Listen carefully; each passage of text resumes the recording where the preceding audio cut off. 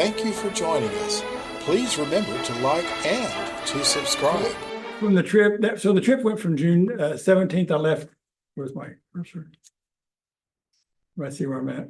There it is. Okay. I left on the 17th of June, which is a Monday. Came back on the 21st, which is of July.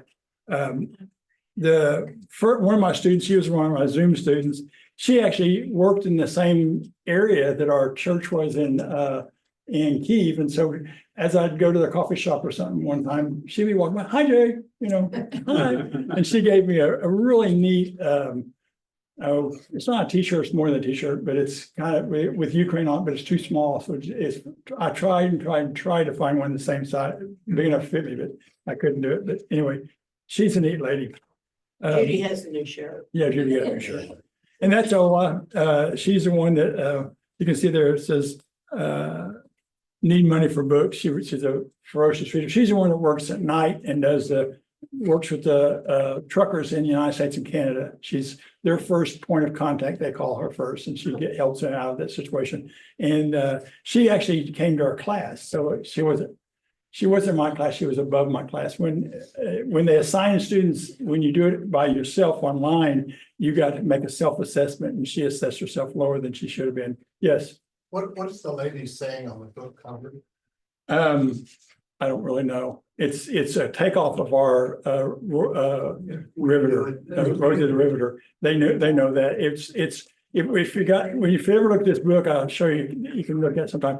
It's sad stuff. It's about 10, 20 days before the war, or 3 or 4 days before the war, and through the first 20 or 30 days of the war. And it's a section written in Ukraine, a section written in English, and she was doing the English conversion for us.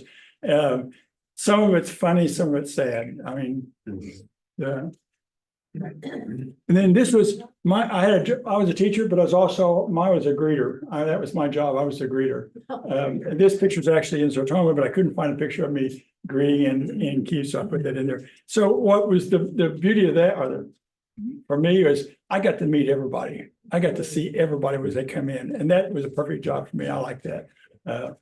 My retirement job here was supposed to be a greeter at Walmart, but they got rid of that position. So I was so sad when I heard that.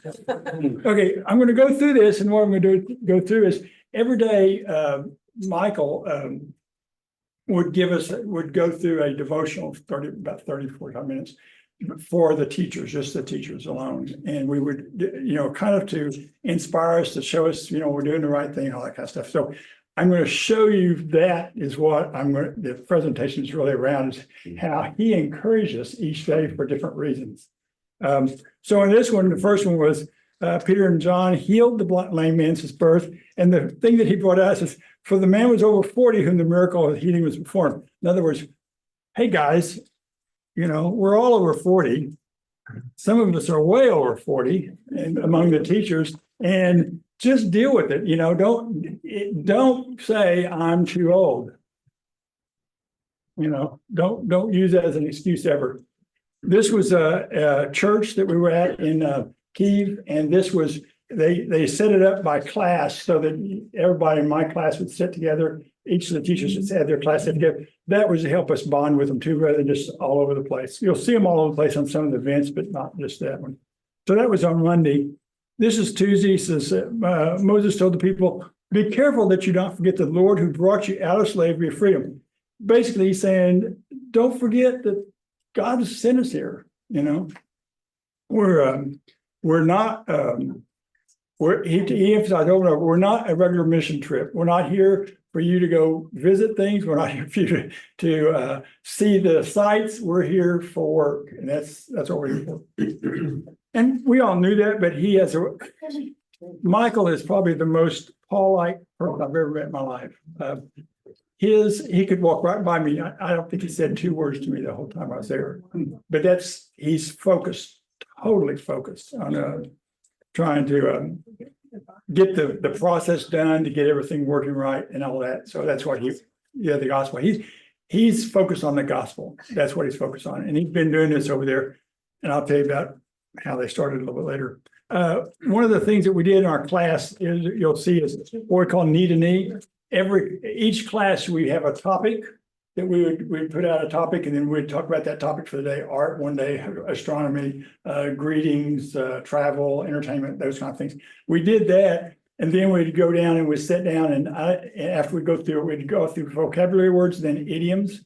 Okay, because they want new stuff too, but then we'd give them a chance to use all that. So we'd go knee to knee, and then we'd pull out a subtopic in that area and say, here, talk about this for 2 minutes. And then none of the other teachers did, but I always challenge them, you get 2 minutes to do it, then we'll switch, and we switched where everybody would start up there and then we'd stand up, move around so that you're talking in front of a different person each time. And when we did that, then I'd say, then we go 1 minute, then we go 30 seconds. And that makes them think real fast. You know, you're having to think in English rather than in Ukrainian and translate. That's what I was trying to get them to do. And short story, one of the things that we did was it was hot over there, murderously hot. And they go from a no power room to a walk to they get their public transportation to a air conditioned building. And we got to Zotoma, we had to have they had to buy a swamp cooler. We just couldn't stand it. It was just too hot for us. The hottest it's been since 1885. So, which was like 93 degrees.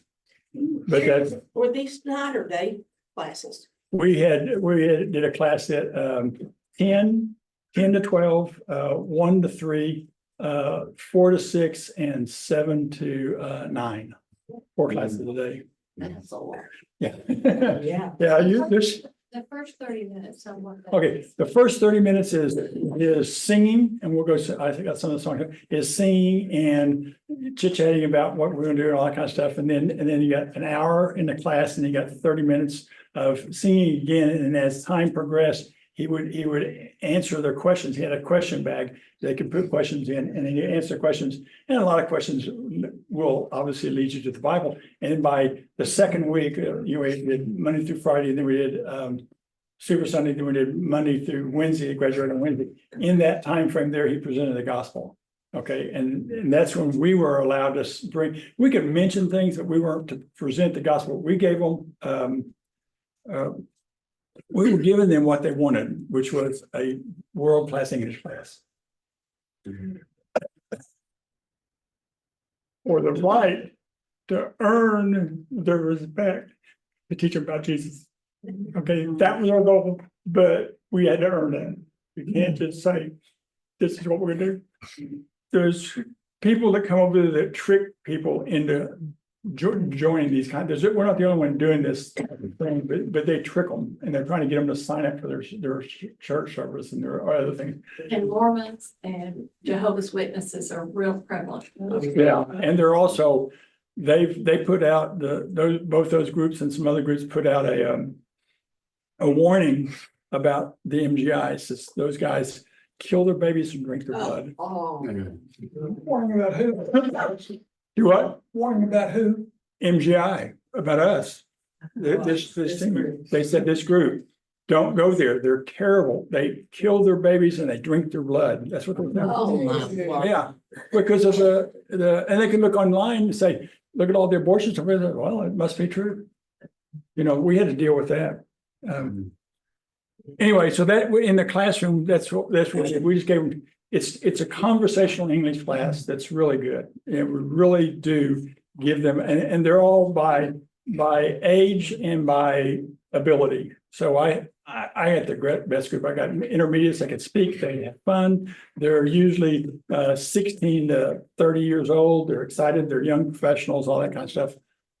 I was gonna add a note to that, regarding the warning that the other churches give about MGI, because MGI does not trick anybody. They tell all the students up front that you're committed Christians. Right. You know, that. Serious followers of Jesus Christ. Yeah. But that's, that's as far as you go at the beginning. So they know at the beginning that we're followers of Christ. So there's no secrecy. They don't want that. They want it to be up front. Yeah, it's all up front. Teach English. Pardon? Do the other churches teach English too? Yes, some of them do, some of them do the same type of thing, but I don't know if they do most people teach English as grammar and structure. We have a lot of English teachers come to these courses. Judy, especially, I don't know why she'll get a lot of English teachers when she does it online, but they want to hear American, native-born Americans speaking the language, and that's why they want the idioms and the vocabulary and all that kind of stuff. They want to see that part of it, and it's in conversation. So we try to give them as much time as possible to converse. Okay, that's what they're doing. Jerry, do they also bring over British and Australian English? Or is it just American? Most of the other rooms bring Oxford English. Okay. What? Oxford.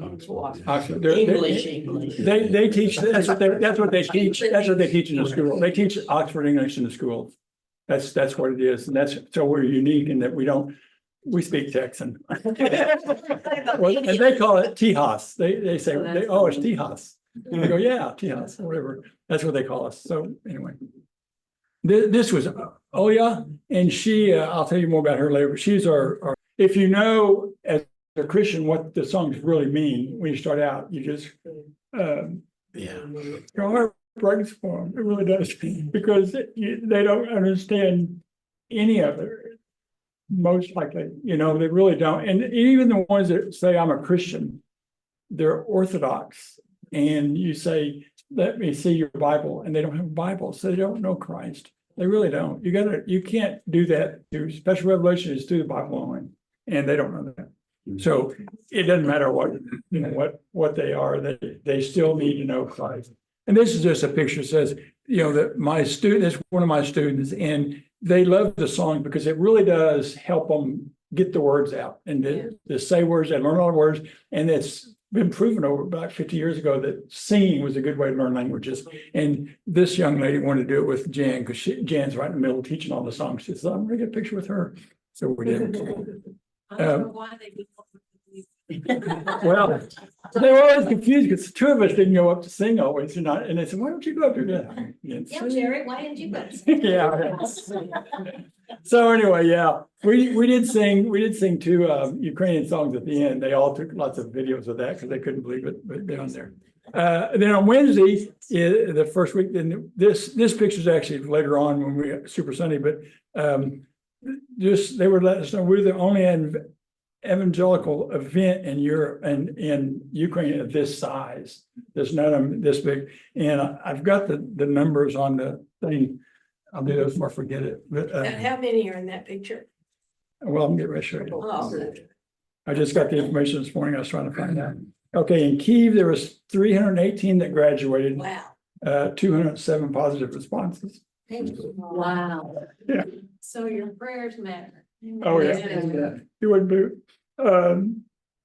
In Tacoma, there was 237 that graduated, 151 positive responses. Wow. Yeah, Are you inside of a church in that picture? we are. This is inside of a church. Yeah, the churches, and they addressed that very first day. Michael, why are we in a church? I thought you said this was it. And he says, yeah, church give you a free place. I can go down the street. There's a university there, and you know what the cost would be? You couldn't afford to come to this class if I had to go down there. And they go, oh. But I mean, he addresses it all right up front, so they know that we're using this as a facility because it's free. They're giving it to us. No one else is going to give us a free facility to do this, and we couldn't afford it if we had to pay for Do it. you know what type of church or denomination? All the churches we were in were Baptist churches, but Baptist is a loose term. Okay. It's a Baptist church, so it's an evangelical church. They still wear the headdresses for the ladies, still have to have they're still Orthodox in heart. Yeah. And they're trying to become evangelical in action. The second one in Zertoma was more so than the first one. They have the brothers' room where the pastor and the brothers get together and decide things. There's still old, Orthodox feelings among everything. So even though it's evangelical more so than because we wouldn't be allowed in the Orthodox church. They wouldn't have us in there for sure. But anyway, that's What kind of headdressing do they use? just scarves. Scarves? Yeah, just like the Catholic Church. Where is it? Yeah, there you go. Oh, Then, so here's the thing, I say there's 14 teachers, 2 translators, 1 pianist, and an all of you. We'll talk more about that. Yeah, I know. And then this is Vika. She is actually, she's going to be back in middle of August. She'll be back down to, of course, again, she's staying with Amy Purnell, which is Jan and Michael Gott's daughter, and she's going to go to nursing school. So hopefully she'll come up. I'm inviting her up for one weekend, and hopefully she'll come to class. Because she's never been to a Costco. They don't have Costco down there. So I'm gonna bring her up, and Judy said, we'll bring her up to Costco and stop by the Buc-ee's and give her a good thing. What she does though is that she's been Americanized. She's really cool. She works as a translator in Jan Gott's class because Jan had the basics, the one that speak no English. So she had to translate as she was teaching them. So we had some very interesting people in that class. And there's Olya. She was a cancer survivor, mom of 3. I don't know if you got the story about. We were afraid she wasn't going to make it because her son, 13 years. Yeah. She's the pianist, but her son was growing so fast that his blood vessels were bleeding, and so he's in the hospital most of the time we were there. So she was trying to contact with him, I think she's either from Kharkiv or Dnipro, which in her home is blown away. And I'll show this one because this lady right here is I think an officer in the Ukrainian army. She showed up in her uniform the first day, and then she didn't wear it after that. But she had 3 dots, which I think is like a lieutenant colonel, like that guy I know. Yeah, and that's me. That's just me sitting in the audience one time. Then now we're on Thursday of the first week, and if it's basically says, if God is using you, Satan's coming after you. Basically saying, you need to take your dead clothes off. He came out walking, but he has his dead clothes on. He can't see until he takes the wrapping off his face. The authority of God raised him up to the same authority he raised him, that he created the universe. And the basic thing down at the bottom of this, and again, all these notes are in the presentation. If you get a copy of it, you can look it up, because this was the devotional he gave that day. But the one thing he gave me a start was, if the demons in hell are not planning how to get rid of each one of you, you're not doing enough for Christ. If you're not in their conference room in hell, them talking about you. Think about that. Then this is And that's something the churches don't teach people. right. They're down there plotting our demise because we're giving them a bad time. And if you're not, you're on their side. They're happy. You're not doing enough. Yeah. That's right. And this is Pasha. He's the pastor of a different evangelical church but he was a translator, so that allowed him to come in and translate for us. So he was, and his kids go to a Christian school, and they did not have a Ukrainian accent. I had his daughter in one of my classes. She's like 12, but you would never know she's from Ukraine. Sherry, what was that word that was partially covered up? Presented.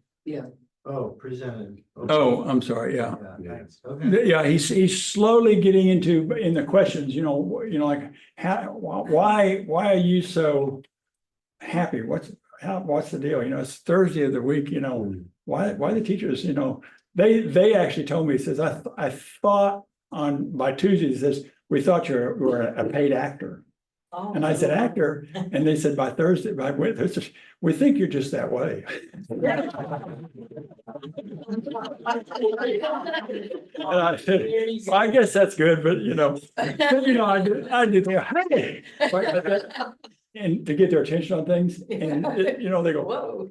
I've never had a professor do that before, but I was, trying to say that's spontaneous. That was the word spontaneous. So I do things like that. And Jared, one of the things, I don't know if we were gonna tell them this, but Michael has them to write any kind of question they want to, and he says, I will answer all of your questions by the end of the week.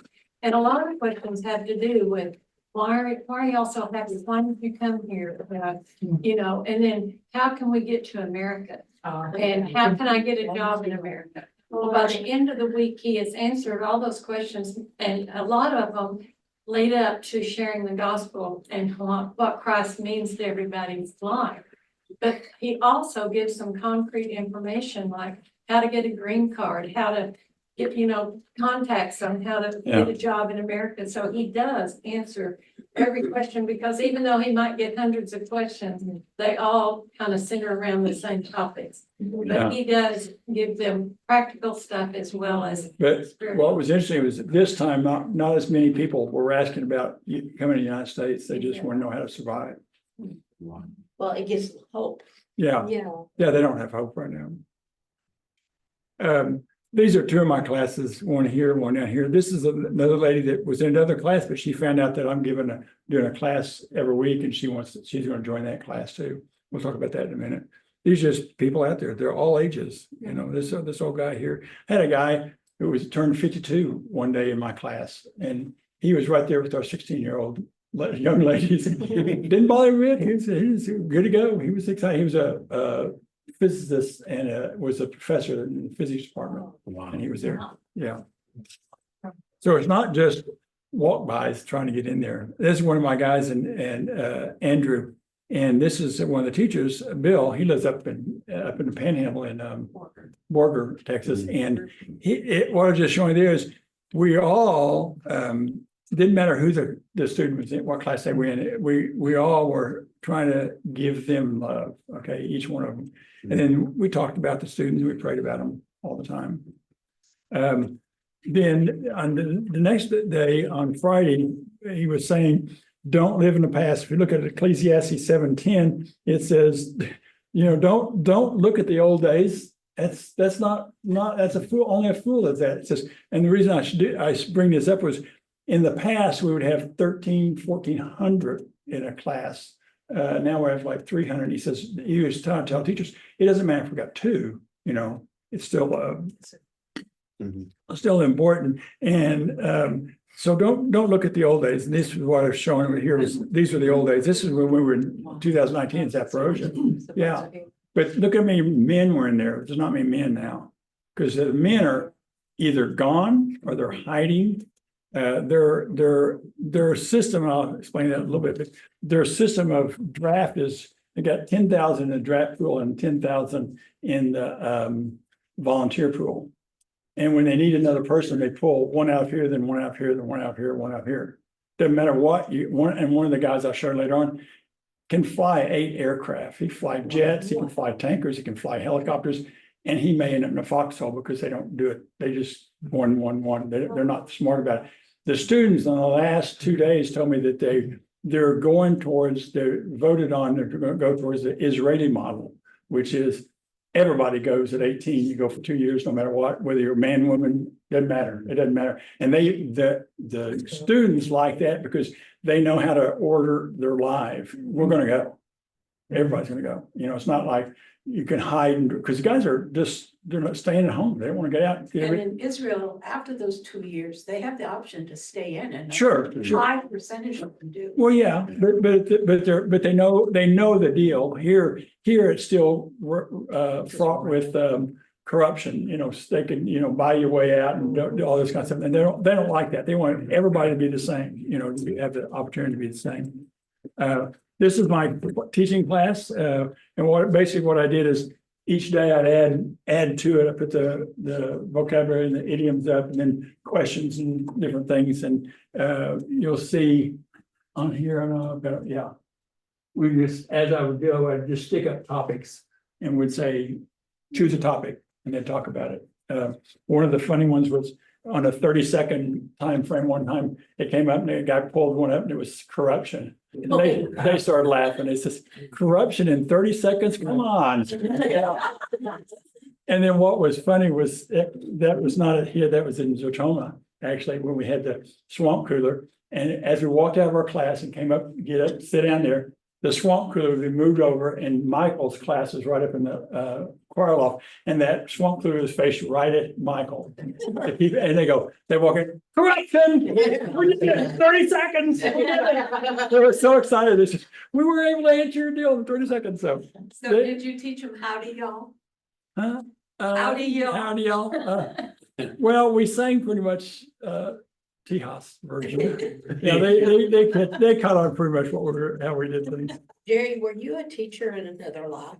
Huh? From the looks of that, were you a teacher in another life? I'm married to teachers.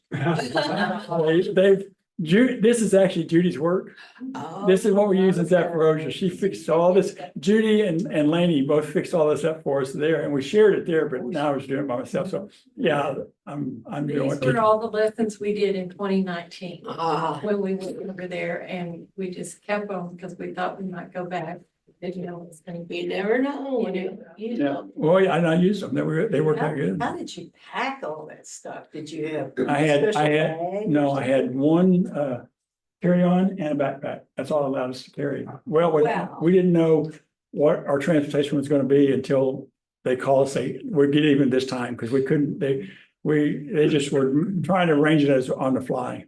Each know. lesson was packed in a 2-gallon Ziploc.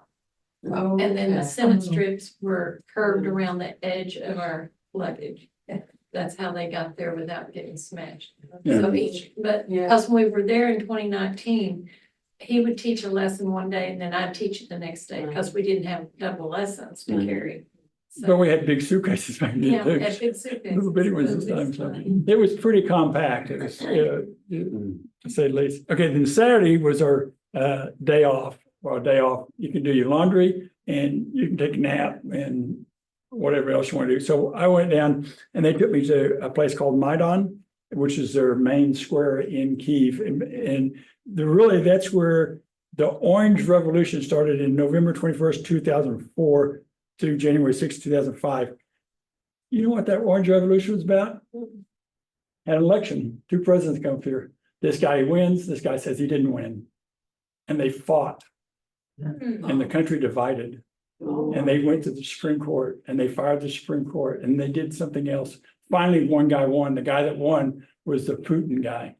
So a Russian was now in charge of Ukraine. And so they came in and that happened in that time. And then that set up, and then he was really a Russian operative. Okay, and that was until 2014. And in February of 2014, they finally had enough of it, and they went and started protesting. And they camped out in Maidan, the center of town, and then Putin says, clear them out or I will. So the guy brought in snipers and shot 200 of them.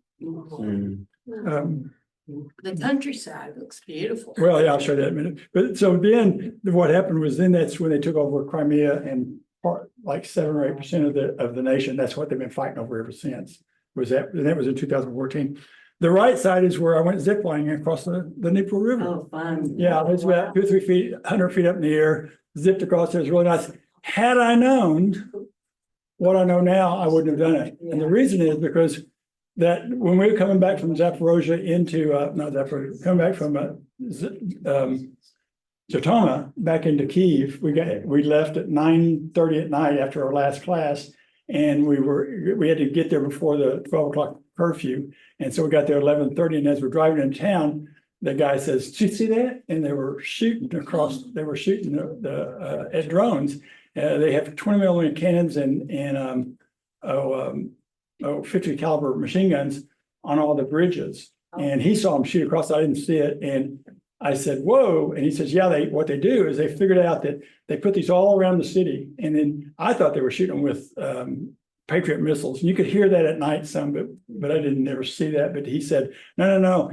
They put them on the bridges so they can, if they see them, they can shoot down the river. Shoot down the river to knock out the drones. And that way, because if they don't shoot down the river, they shoot this way, they hit houses and buildings and, they kill people, their own people. They'd rather miss one than let one get through. And that's why they said, that, about 10 or 12 drones a day come to Kyiv. And they said, they get about 8 of them. So a couple of 8, so, but that's because as they shoot and they get to this point, they just stop shooting. So I missed one, but had I known that, they're shooting this down the river is what they're doing. And I'm zip lining down the river. This isn't a good plan. No one told me about that part of it. And I said, I think I need to change my prayers. I was not praying for zip lining now. It was a lot of fun. It was a lot of fun. You know the saying, Jerry, God protects children and fools. So which one am I? You're a child of Oh, the God, okay. So, but this is where, even when they blow up the warhead, the rest of the missile still falls and hits things. Yeah. So they're hitting things all the time. This is just down the street from us, around the corner. They blew it up, but it still fell down and hit and killed, it only killed a couple people. A couple of people is okay. I mean, it's not okay, but you know what I'm saying? It's Everyday occurrence, so. we have 4, 5, 6 air raids a day. I've got my air raid deal turned on because I still get them here. I was going to see if one came on during this time. They've been coming on every day and they come on all the time. I didn't hear them at night until I put this on there and it went off at night. It scared the out of me. I mean, I woke up from thrashing around and the guy says, no, you got to turn all the sound off. So we just see them. We can feel it vibrates a certain vibration and you can feel it. You go, yeah. It's another one coming. Right when we go to walk to church and things like that, they were doing air raids all the time. Now here's why I've got my coat tie on today. This was on Monday, July 1st, we talked about sackcloth versus royal robes. You know, Mordecai put his sackcloth on to go see the king. He couldn't get in the gate because he had a sackcloth on. Sackcloth means that you have no hope. You have no hope. And so he's going to the king with no hope. Esther says, no. I'll put my royal robes on and approach the king correctly. Okay.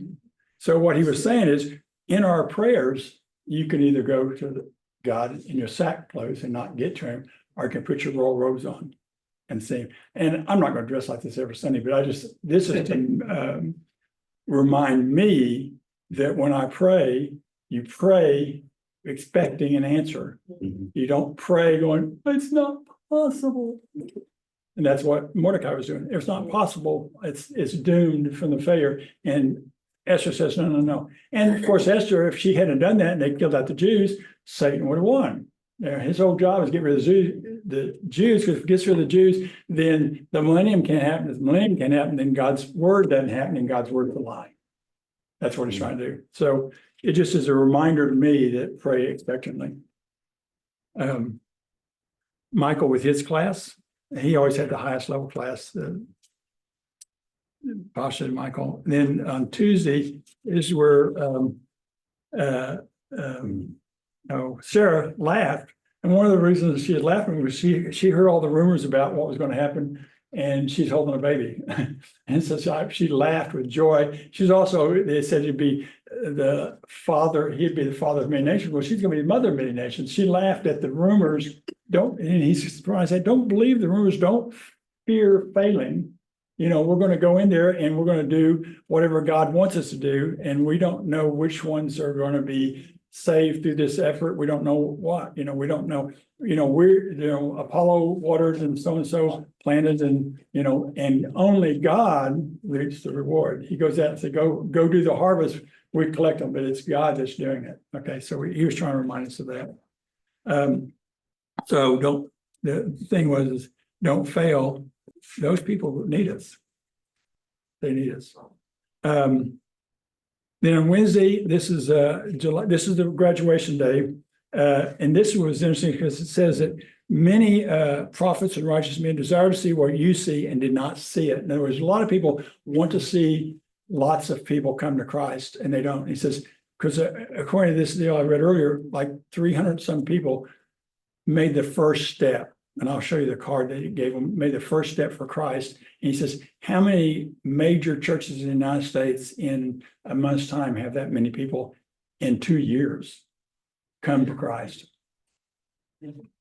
So he was just reminded, and in that deal back there, I'm going over time. Michael and Jan, they first went to Russia many, many years ago. KGB caught them, said, interviewed them separately. They basically said, you're preaching the gospel and we don't want that to be done here. So, you're on the blacklist. If you'll never be allowed back in Russia again. And it wasn't until Ukraine became Ukraine that they were able to even get back in, because the KGB said, it's closed, you can't come in there. But basically what he's saying also for us is it's open right now. There's a window of opportunity right now, and who knows how long that will last for us to go in there and do it. And then again, we're encouragers and educators. This is when we passed around a card that we wanted a survey from. It says, would you like another English language school in the future? Yeah, sure. How'd you find out about us? And all the stuff is in Cyrillic, so I can't read it, but it says, please grade your teacher. 1 to 10. Hey, guys, turn around and say, come on, Joe. How good of a grade you want, man? Then as you heard, as you heard Michael and the other teachers talk about Jesus in their life, have you asked Jesus into your life? That's a yes on that or not. And then would you like to attend a small Bible study group to learn more about Jesus?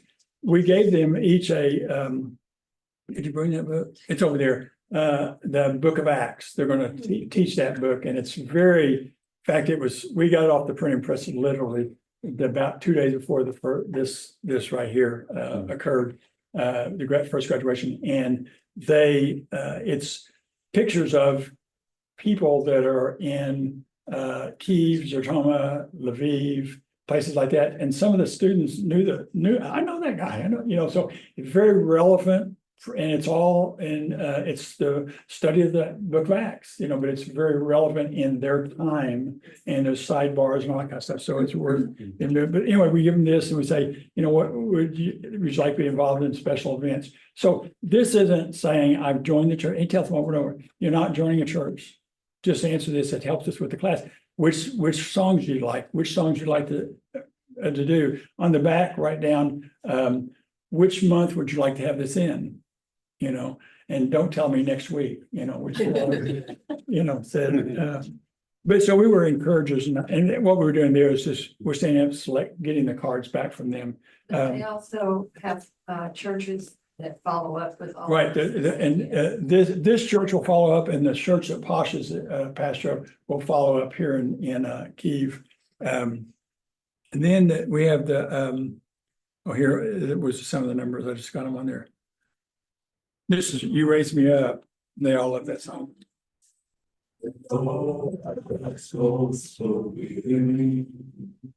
When troubles come and my heart burdens me, and nothing's scared, and waiting faith in silence, until you run and speak your peace to me. Yeah. So they learn to sing that in English. Yes. Yes. Okay. This is the church. Then we moved to called the Christmas Church. And this is a church, and this is the school attached to it. It's the largest Christian school in Ukraine. And this church is 100 and some years old. It was closed through most of the First World War and Second World War. And then during the Russian deal, it's called the Christmas Church because the pastor who is still alive is in Denmark or someplace now because of family. But he would preach on Christmas Day to the children, and the KGB would arrest him and put him across the street in jail.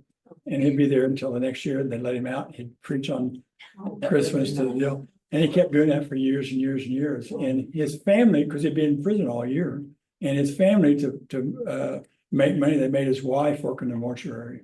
Yeah.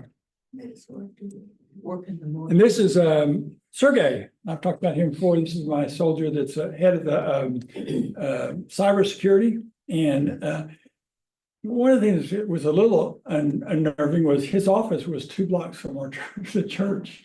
And that's where their head of all communications and all those cybersecurity was 2 blocks from where we were. Wow. That didn't seem like a very safe place to me. That made me a little. He said, "Let me show where I work," and I go, "Whoa, you're pretty close." And he goes, "Yeah, well." But this is the family. It's Victoria and his son Andre, who's going to the University to study study cybersecurity because and then Sophia. They took me out to a wonderful dinner. I didn't realize they were going to do that. They was showing me town and they said, "Oh, would you like something?" He said, "Yeah." Whipped in this place and it was an exclusive restaurant that was indoor, outdoor. And they said, "Well, see if we can find a seat." Well, they had reserved a table, the whole bit, and they started bringing out food. They just kept ordering and ordering and ordering. They tried this, try this, this is good.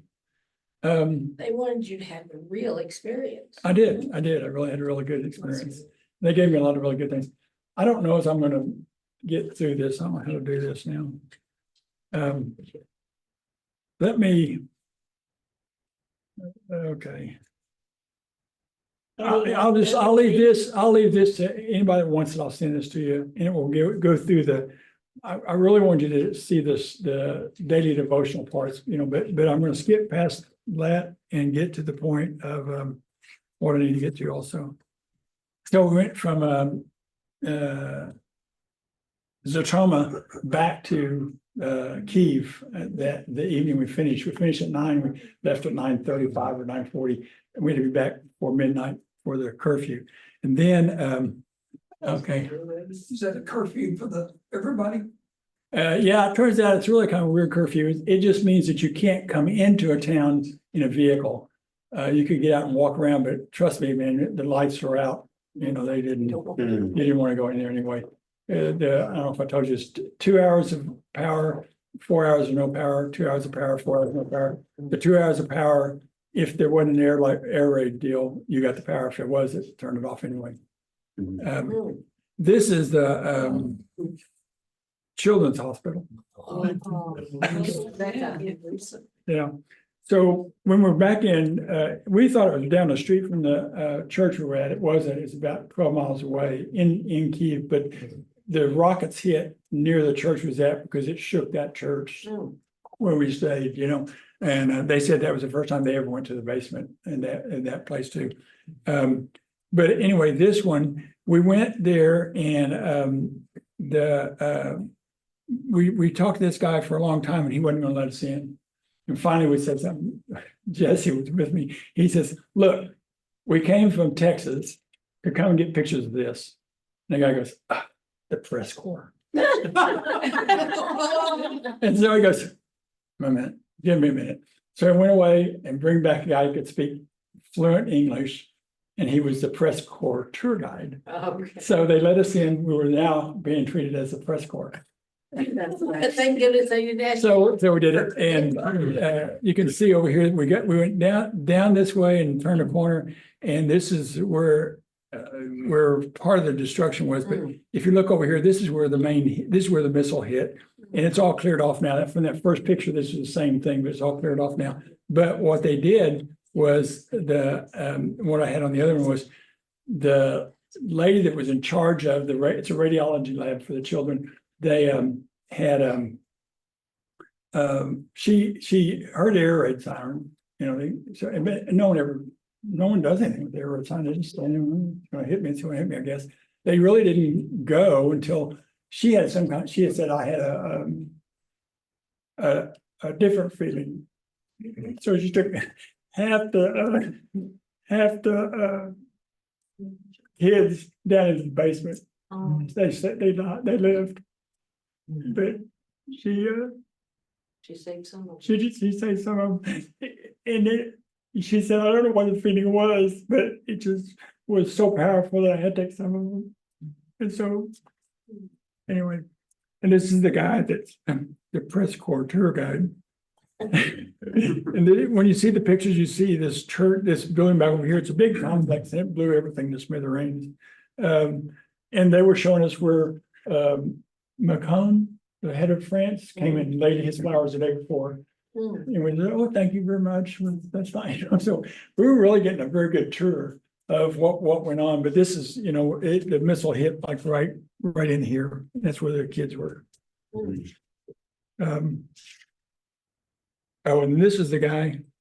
That's the guy that I was telling you about, that he can fly 8 kinds of aircraft, but he may be in a foxhole. Yeah. Unless they get the Israeli model in, they just take them in, they get to do different things. So I guess there's a lot of pictures beyond that too. I won't go into that, but the one thing I want to do is pass out. Ben? You want to pass those out? These are my students. So in Kiev, I only taught 3 of the sessions. There were 4 sessions, I only taught 3 of them. Then had class one of them. And then in Zertoma, we only had 3 sessions. So you see that on here. You know, the city was in, the session was in, and the students, and the column for yes is yes, they say, yes, they accepted Jesus. Or if it no is no. One of them was a JW, she's a Jehovah's Witness. There's some that were D, they were dropped. M was a maybe, and then L was they left before they did the survey. Okay. One of the things that Michael wanted to emphasize was that you did this ministry with me. I mean, I couldn't have done it by myself. There was no fear in my heart. Judy had no fear. She was an inspiration to me. But it's because of your prayers. And so, you know, somebody watered, somebody planted, and God does that. You're doing a part of that. This is your ministry too. But I need these people prayed for. I've invited all these and probably 20, 30 other ones that were in other classes to join me on a class starting next on the 5th of August. And we have an hour-long class. It's going to be any subject. They tell me ahead of time, I'll make a class on it. We'll do that and then the second hour will be the Bible study.